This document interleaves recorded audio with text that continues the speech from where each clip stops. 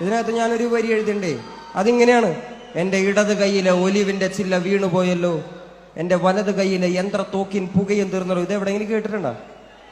നിങ്ങൾ കേട്ടിരിക്കാൻ വഴിയില്ല. നമ്മുടെ നാട്ടിലുള്ള മുതിർന്ന രാഷ്ട്രീയ നേതാക്കൾ പോലും കേട്ടിരിക്കാൻ വഴിയില്ല. ഇത് യാസർ അറാഫത്ത് എന്ന് പറയുന്ന പാലസ്തീൻ വിമോചന പോരാളി ഉണ്ടായിരുന്നു. കേട്ടിട്ടുണ്ടോ യാസർ അറാഫത്തിനെ?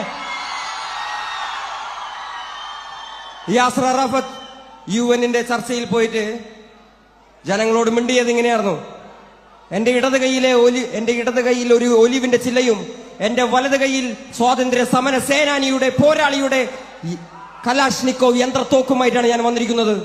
എന്റെ ഇടത് കൈയിൽ നിന്നും ഈ ഒലിവിന്റെ ചില്ല വീണു പോകാതെ നിങ്ങൾ നോക്കണേ. എന്റെ ഇടത് കൈയിൽ നിന്നും ഈ ഒലിവിന്റെ ചില്ല വീണു പോകാതെ നിങ്ങൾ നോക്കണേ. എന്റെ ഇടത് കൈയിൽ നിന്നും ഈ ഒലിവിന്റെ ചില്ല വീണു പോകാതെ നിങ്ങൾ നോക്കണേ. ഇടത് കൈയിലെ ഒലിവിന്റെ ചില്ല വീണു പോയല്ലോ, എന്റെ വലത് കൈയിലെ യന്ത്രത്തോക്കിൻ തിരയും തീർന്നല്ലോ.